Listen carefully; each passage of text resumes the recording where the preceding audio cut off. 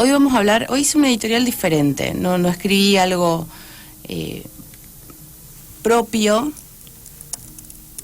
pero hice una especie de recopilación bibliográfica, por decirlo de alguna manera, una investigación breve, no algo muy profundo, pero como para compartir con ustedes y poder contarles un poco sobre la evolución de la agricultura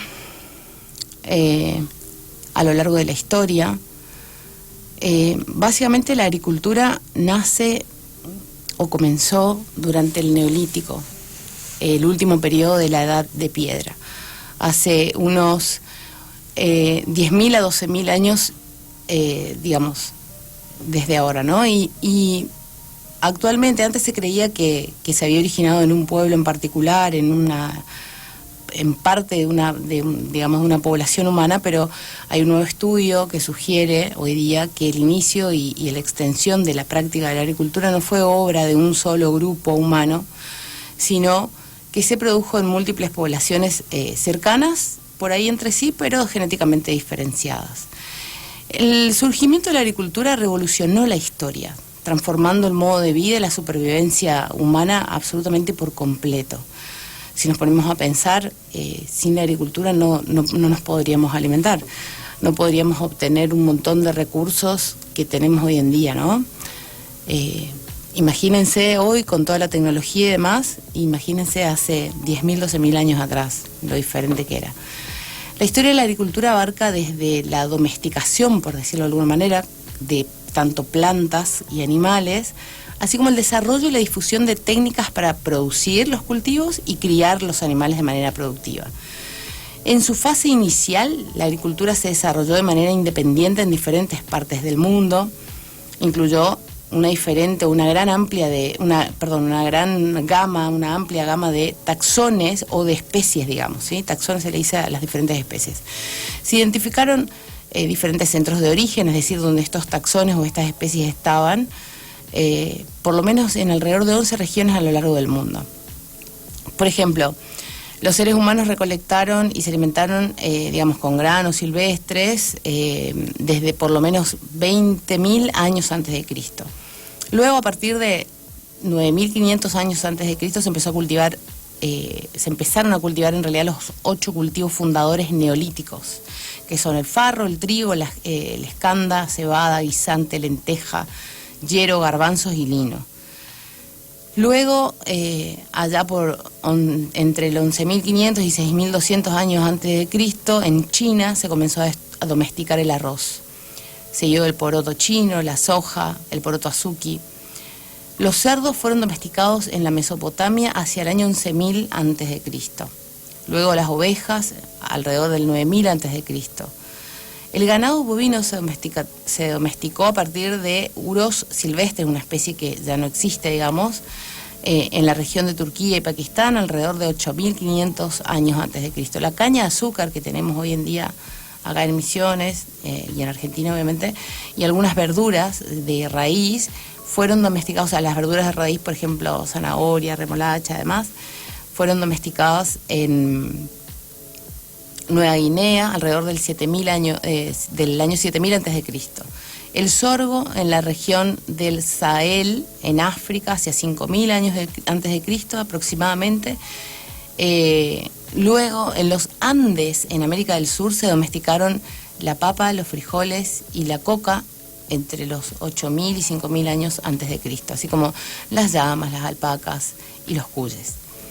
Luego, en ese periodo también se cultivaron e hibridaron, o sea, se cruzaron plátanos de Nueva Guinea. El algodón fue domesticado en Perú hacia el 3.600 antes de Cristo. Los camellos se domesticaron posiblemente alrededor del 3.000 años antes de Cristo en Somalia y Arabia. Y así, bueno, podemos nombrar varios hitos o varios momentos en los cuales se comenzaron a cultivar los cultivos. Lo cierto es que, como pueden observar, en base a esto que yo estuve leyendo y demás, que hace muchos años que existe la agricultura. Y como les decía, pasó varias etapas diferentes, digamos, de desarrollo tecnológico, desarrollo en su historia, y bueno, donde los profesionales, digamos, del sector han tenido que adaptarse o adaptar para poder vivir de su actividad a lo largo de los años, ¿no es cierto? Según una clasificación que se denomina la clasificación de Budzinski en 2012 y Pam y Stack en 2018, hasta el año 1940 comprende la agricultura 1.0, ¿sí? Que se corresponde con el periodo de alta intensidad de mano de obra, donde eso era el fuerte, ¿no? Y una tasa de crecimiento del sector de apenas de un 1% anual. Esa fue la agricultura 1.0. Entre los años 1940 y 2000 hablamos de la agricultura 2.0, que trajo consigo la revolución verde, ¿sí? Este periodo, habrán escuchado seguramente sobre la revolución verde, este periodo se caracteriza por el uso de fertilizantes, pesticidas, así como las semillas modificadas genéticamente y maquinarias especializadas con el fin de incrementar el rendimiento de los cultivos. Esto redujo de manera importante el uso de la mano de obra, ¿sí? En las zonas donde se desarrollaba y usaba este tipo de tecnología. La agricultura 3.0 de precisión comprende desde el año 2000 al año 2010.